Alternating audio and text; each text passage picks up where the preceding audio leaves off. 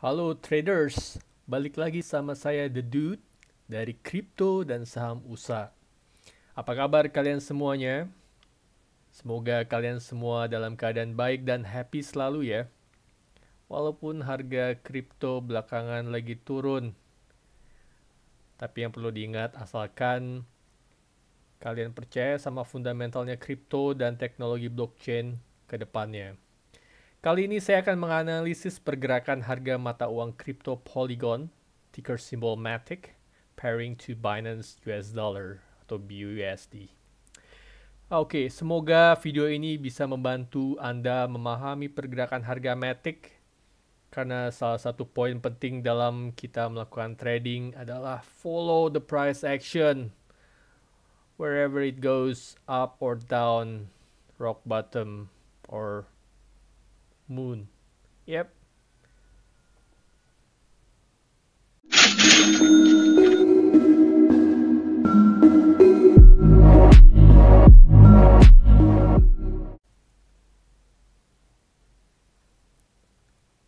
Video ini hanya sebatas edukasi dan hiburan semata. Saya tidak menyarankan untuk menggunakan informasi apapun dalam video ini sebagai dasar pertimbangan Anda untuk berinvestasi dalam kripto atau bahkan melakukan day trading.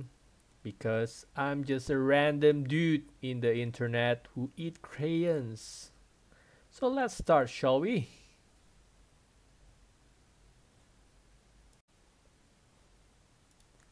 Baik, saya akan memulai untuk menganalisis pergerakan harga mata uang kripto MATIC terhadap USD.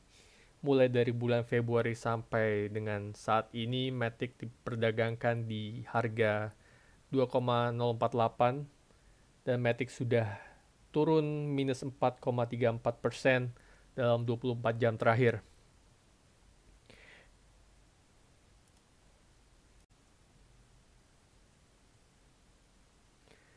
Kalau kita ngelihat dari bulan Februari awal, MATIC mulai ada pergerakan akumulasi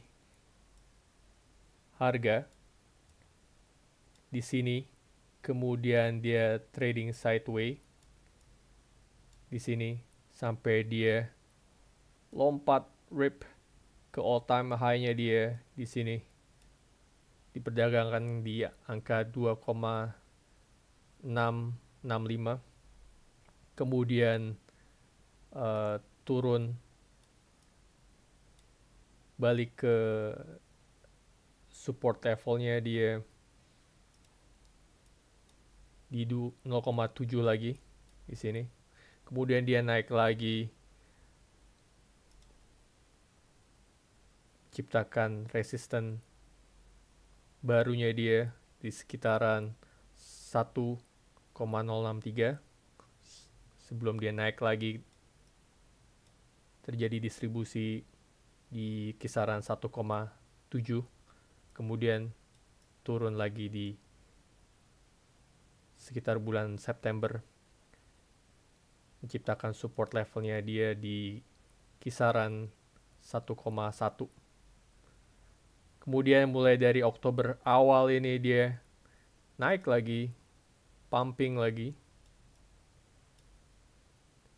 sampai ke angka 2, hampir menyentuh 2,2, terus turun lagi,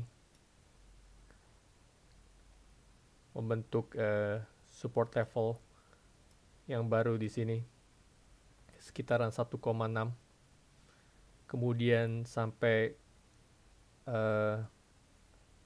dia mulai bergerak lagi di awal Desember kemarin, naik hampir menyentuh ke all time high-nya dia, tapi kemudian rejected, turun dari 2,581 sampai per hari ini. Jadi ini gambaran umumnya. Kalau kita ngelihat apa dari pergerakan harga ini, sebenarnya traders mungkin udah paham banget pump and dump-nya yang terjadi di awal Mei sampai di balik lagi ke supportnya dia di 0,696 ini di pertengahan Juli. Ya, jadi buat mereka yang FOMO di Mei sampai Juni ini, kalau harganya kelihatan ini too much, too furious ya. Jadi harus hati-hati banget kalau ngelihat pergerakan harga terlalu cepat seperti ini sampai di all time high. Itu udah kayak pumping dan siap-siap untuk berikutnya terjadi adalah dumping. Bahkan sebelum dia menyentuh balik ke titik 0,7 ini titik terendahnya, bahkan balik ke 0,6 lagi di bulan Juli. Sebelum dia balik ke 0,6 ini dia sempat sideways di sini, kemudian didumping lagi ke 0,6. Kemudian terjadi akumulasi lagi di sini sampai menciptakan pelan-pelan tapi pasti ya symmetric ini higher low-nya mulai dari titik ini, kemudian higher low lagi di harga psikologisnya di 1 BUSD, higher low lagi di sekitar 1,5. Jadi setiap kali dia pump and dump, dia balik ke support levelnya lagi, pump and dump, dia balik lagi ke titik supportnya dia. Ini pump and dump lagi di sini, supportnya di sini, dia balik lagi ke supportnya 1,5. Nah, yang jadi pertanyaan traders di awal atau pertengahan November, dia mulai pump lagi, pertanyaan mau dibawa kemana nih harga?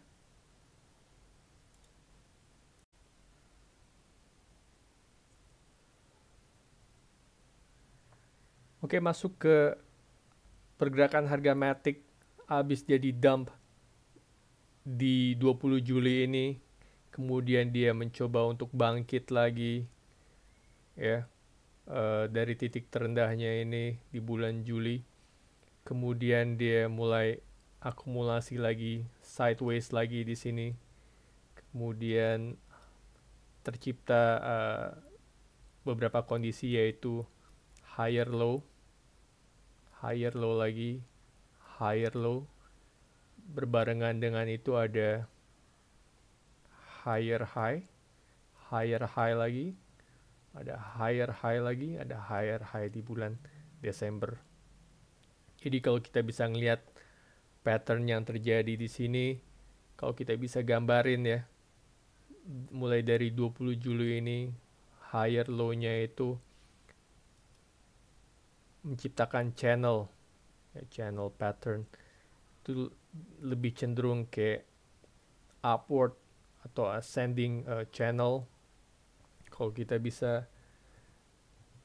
bentuk garis di sini dari higher high-nya dia ngebentuk pattern yang istilahnya itu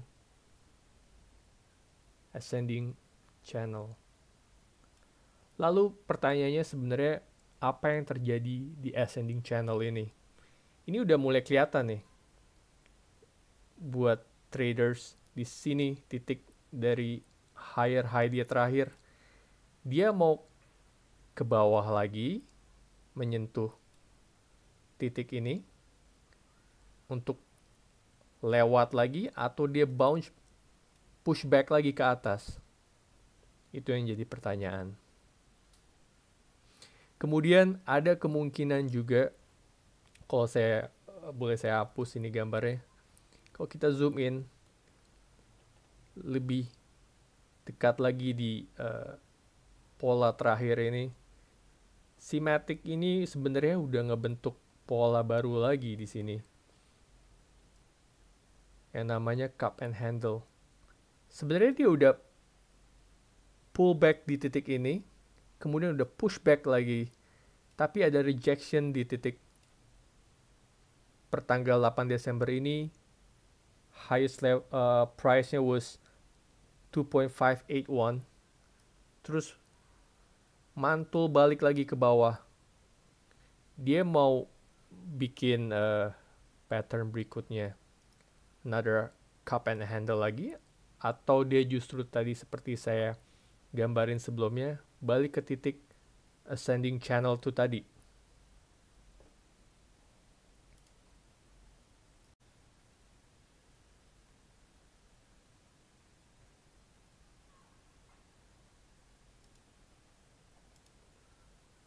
Oke, masuk ke strateginya, trading plan-nya dari dua kemungkinan tadi, ascending channel sama cup and handle dalam time frame uh, lebih singkat tadi. Kalau kita ngelihat pergerakan harga ascending channel tadi, dia ada di kemungkinan pertama kalau traders mau masuk ke strategi, menunggu apakah support levelnya dia tembus nggak di titik ini, which is 2,003 BUSD itu. Jadi harus follow the price-nya, apakah dia tembus di titik 2,003. Karena kalau kita ngelihat dari candlestick yang ini dan ini, kelihatannya dia nggak tembus di support level 1,5an lah, hampir mendekati 1,5. Dia nggak tembus di situ, tapi mungkin dia akan tembus somewhere in between di sini, di time frame kisaran sini ya. Jadi itu harus diperhatikan kalau strateginya traders mau nunggu, ya mungkin dia ada di kisaran sini, atau enggak masuk ke strategi berikutnya, mungkin dia nggak membentuk ascending channel dan kemudian breakout ke malah jatuh ke bawah, tapi dia malah pushback ke atas, tembus di support levelnya dia di sini. Jadi kemungkinan yang kedua adalah dia ngebentuk another cup and handle di sini, terus tembus di sini. Jadi mungkin traders mau tunggu candlestick berikutnya, apakah dia tembus di level psikologis 2 BUSD atau tembus di psikologis levelnya di 1,5 BUSD.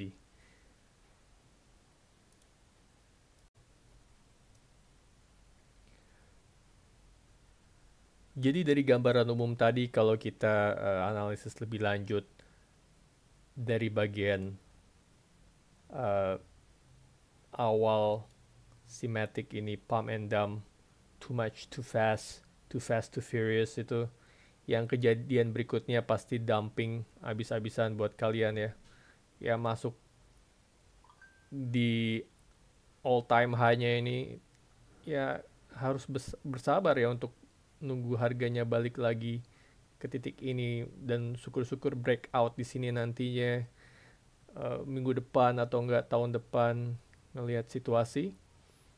Ya semoga harga bisa breakout dari titik all time high-nya. Jadi yang saya mau tekanin ketika terjadi pump and dump di bulan April sampai Juni ini, ketika too much too fast tadi, udah siap-siap dia pasti akan turun lagi.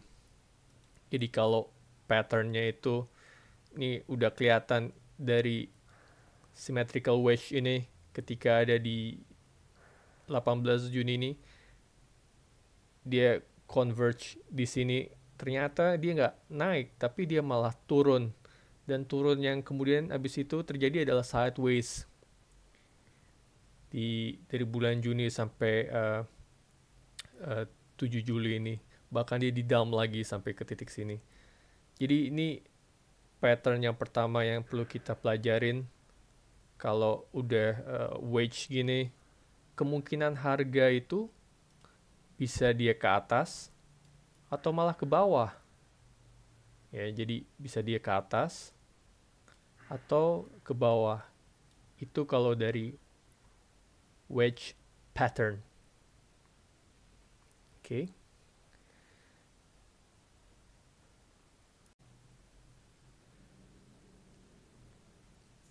Oke, informasi yang berikutnya akan saya bagikan adalah major events that happened ketika pergerakan harga Matic ini turun. Jadi ada 4 major events yang bisa saya rangkum sebelum kita bisa menyimpulkan trading plan kita harus bagaimana sih. Jadi kalau ngelihat flashback ke belakang dari candlestick ini di tanggal 9 November, ini data inflasi di US ini keluar 6,2%. Ini mengagetkan pasar dan saat itu US stock markets turun dan bersama dengan itu Bitcoin juga turun. Ketambahan lagi ketika Bitcoin itu crash di tanggal 16 November ini turun lumayan dalam. Jadi ini 2 events pertama. Kemudian kalau kamu lihat di candlestick yang merah dengan wick dalam ini ketika terjadi berita Omicron beberapa waktu yang lalu, tanggal 4 Desember. Ini hari Jumat, saya masih ingat itu stock markets turun dari all time high-nya. Begitu juga dengan cryptocurrencies. Nah, berita yang terakhir kemarin itu data US inflation tuh untuk bulan November itu juga udah keluar di kisaran 6,8%, tertinggi dalam sejarah US sejak zamannya Reagan. Jadi ini major events yang traders harus perhatikan secara makronya, yang tentunya akan berakibat secara langsung ke harga di pasar saham maupun juga di cryptocurrencies. Jadi demikian analisis technical dan sedikit makronya dari saya. Semoga bermanfaat. Jangan lupa like dan subscribe video ini. Itu akan sangat membantu saya ke depannya. Terima kasih atas waktunya dan kesediaan Anda semua untuk menonton video ini. Sampai ketemu lagi di waktu yang mendatang. Terima kasih.